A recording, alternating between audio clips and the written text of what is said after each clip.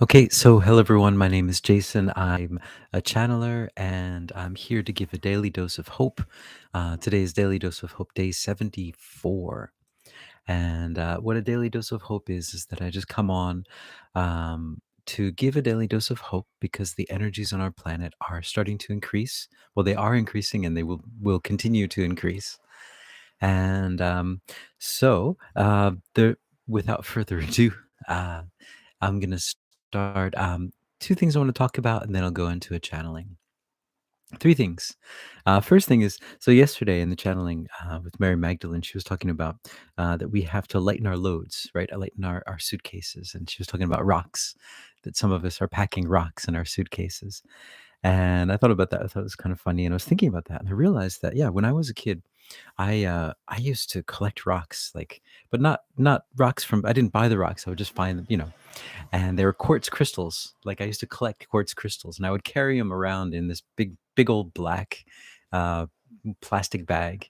And so, I mean, I was what 8 or 9 or whatever, but I used to collect crystals. I was really into it. Never really thought about that until recently, where I just started kind of collecting crystals again. Um, or the crystals have been calling out to me, and I'm just kind of bringing them home and helping to free whatever has been trapped inside the crystal, or interacting with whatever is in the crystal. So that's one thing I wanted to say.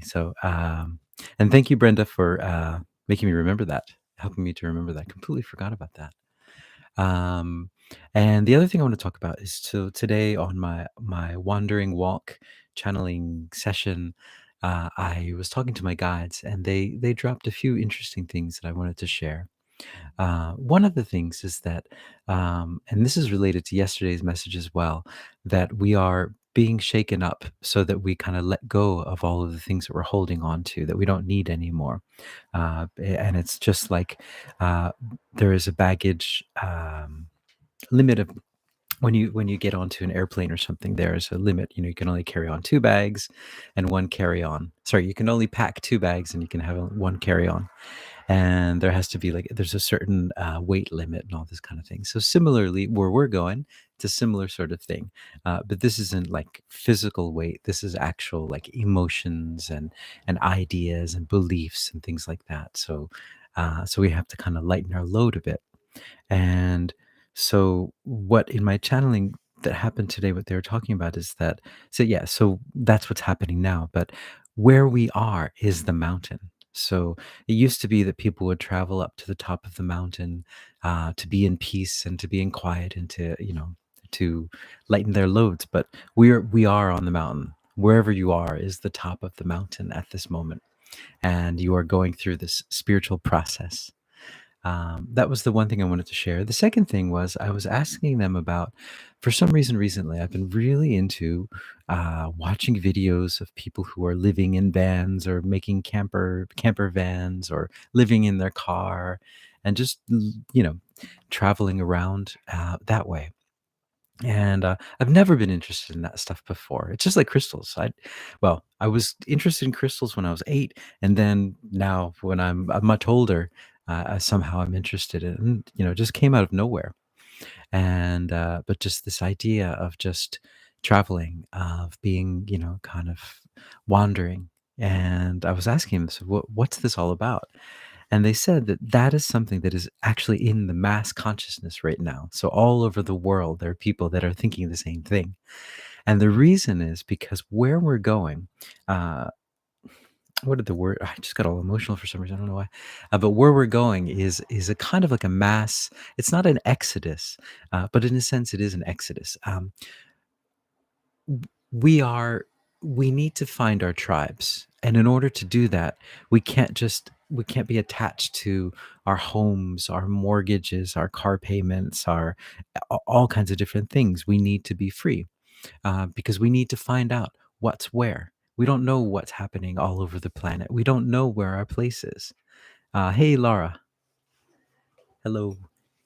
um Yeah, so we don't know where our place is on this planet at this moment. And so we need to travel around to find it.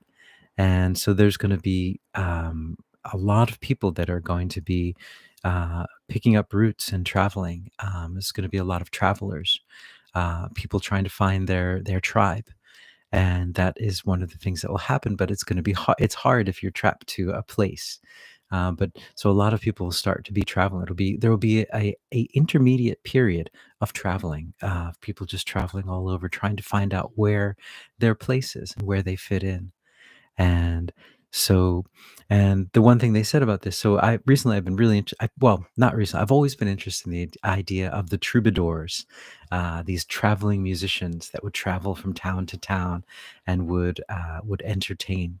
And I just love that idea. Like, what a wonderful job. Well, I don't know if it's a wonderful job or not. I'm sure it sounds like it was a pretty rough job, but I think you could create it now in a way that would be wonderful for you. And so that's part of, so what's going to happen is that all of these people will be traveling into different places, and everyone has their special skill, their special talent. So though some people will be really good organizers, some people are just really good entertainers, some people are good storytellers, their special talent. And so I just thought that was really cool. So this idea of being writing music, and I like singing and telling stories as well. And but I never really realized where I could use that stuff. It's just something that I do if anyone will listen, and usually no one wants to listen, so I just do it for myself usually. Um, but so I just thought, I could arrange these mini operas. So it's just like a one man opera. So just a story with music and singing and stuff. But so, have like a maybe 20, 30 minute long kind of story, and I could have my van or whatever be a little performance space where I could, whatever it is. I don't know. So that's something that I could do during these travels. And I imagine, so everyone, all of you have your special skills that you can use, and I'm sure you will start to kind of realize them more and more if you don't realize what they are now. And it just sounded like a wonderful idea. Just, and it's not going to be, this traveling period is a transitional period. It's not the whole time. It's just people, until people find where they need to be, and then they'll go to that place.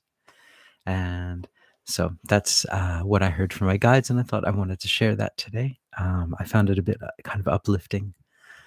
And so, then the next thing I want to do, I'm just going to go into a channeling. And yeah, so can they tell us anything more about this in between period? And yeah, or anything that they'd like to share today? And before we go into the channeling, I just want to, so Laura, hello. So here in Japan, it is 6:18, or in 24-hour time, it's 18:18.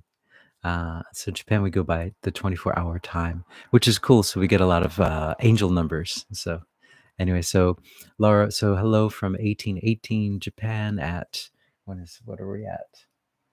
May 11th, in a really wonderful spring day, or early summer day where it's like perfect weather.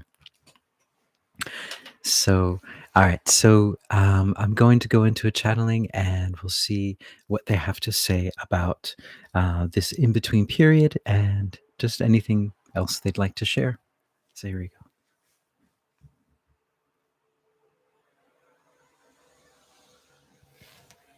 Greetings. We are that one that you know of as a sanatkumara, and we're here, and we're here, and we're here, and we're here, and we're over there, and over there, and we're over here, and we're behind you, and in front of you. We are everywhere that you could imagine we could be and couldn't be. And so are you. You are everywhere as well. You are everywhere with us and without us. You are what you need to be at all times. And you never have stopped being what you need to be at all times. And that is a wonderful thing, to be what you need to be at all times. You carry the universe with you wherever you go. You have all of the hope, all of the peace, everything that you ever need is always with you. So you are continually traveling with your own universe, in a sense, and you're bringing that universe to this earth. This is a marriage, in a sense, of your connection with source, with the earth's connection with source, and you're marrying that idea. So you are married, in a sense, with this, with the earth, in that sense, in an energetic sense, that you are both giving each other what you need. The earth gives you the energy, you give the earth the energy, and it's this perfect relationship between the both of you. And that is what is going on at this moment. And you are carrying that universe wherever you go. And so this idea that you have had for such a long time on your planet of being stuck in a town or living your whole life in one place or in two places or living yeah, living for just a few months in one place. This will start to shift and change as well. The more you realize that places don't exist as you know them. They are not really places. They are constructs. And these constructs, as you start to see them for what they truly are, you will outgrow them. And that is what is happening. But you had needed them for the longest time in order for you to go through all of the experiences that you have gone through. But the larger you grow and the closer you go to who you truly are, you'll realize that it's not necessary. Some of you will choose them, and some of you will choose to not have them, but you will not rely as much on this concept of being in one place or being of one neighborhood, of one house, of one place. You realize that you bring the place. You are the place. So the place has no meaning. You have the meaning, and you bring the meaning to that place. And so, in that sense, the place has all the meaning that you bring to it. And so, you can bring your place to wherever you need it to be. And so, this transition period that is coming upon all of you slowly and wonderfully, you will find yourself moving in this way. It will be very organic, and it has been very organic up to this point. It has been a gradual process. And at the moment, you are all searching for your tribe. You're searching for where you belong. What place do you belong? Where would you feel the most at peace and the happiest? And you are learning about that. And as you start to learn, you start to grow out more, and your feelers, your antennas start to spread out, and you start to attract others who are of the same tribe. And you'll find that slowly, slowly, the distances between you and your tribe will start to get smaller and smaller, and some of you will start to travel around to find the place that you need to be, and to feel all of the different energies that are available. As travel will become a little bit more easier, is what we would say. There will be more travelers, and the method for traveling will become easier. The method at the moment can be expensive and can be tiring, but the method that will start to come online will be a lot easier, and so travel will be a much more natural thing, and it'll be much more available to all of you. It will not be something expensive that you will have to work very, very hard to do. It will be something that is readily available because it always has been readily available. It is just there has been a veil that has been placed on that, as there has been a veil been placed on many, many things in your society. But yes, so you will start to travel, and you will start to meet many different people, and you will start to understand what the energies of this whole planet are like, and you will find the different energies that suit you the best. And that is what this travel period will be. And then once you find those energies and the energies that you need to be around, you will move to those places. And then there will be a time in those places where you will start to work with the energy there. You see, these places are calling to you as you are calling to these places. These places already know that you're coming. It is only you that does not understand or does not know yet where you are going. The places already know. They already have a place for you. They already are set up for you. They're waiting for you. The energies are waiting for you. It's like that the earth, the symbiotic relationship between the earth. So that earth, that part of the earth is waiting for you and your special energy so that you can work your wonderful, beautiful source energy magic in order to bring peace and to bring light to that part of the earth. And each of you have your own special energy and your own special talents that you will bring to different places. And so that is what we would say, that uh, you are awaited at your destination. That part of the earth is already waiting for you and already has a place set for you at the table, you might say. And once you enter that place, you will feel that energetic click. It will be a click. You'll get to that place and you'll say, ah, this is it. This is it. And it'll be a very deep, resounding energy that will go deep within inside of you, and you will feel it. It'll be a knowing, an instant knowing. It is not a logical thing. It is something that you feel very, very deep within you, and you just know this is where I'm meant to be at this moment. And that is what we would share with you today. We are that one that you know of as sanatkumara. Mm. Oh, hey guys. Hey Michael. Hey Priya. Priya, you say traveling becoming easier. I'm here for it. Yeah, me too, right? Priya, I feel so called to Japan. I'm so excited to finally be there. Yeah. Yeah, Japan is a very it's a very interesting energy.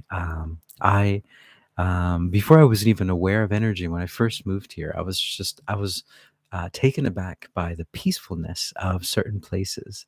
I'd never really felt a peacefulness like this.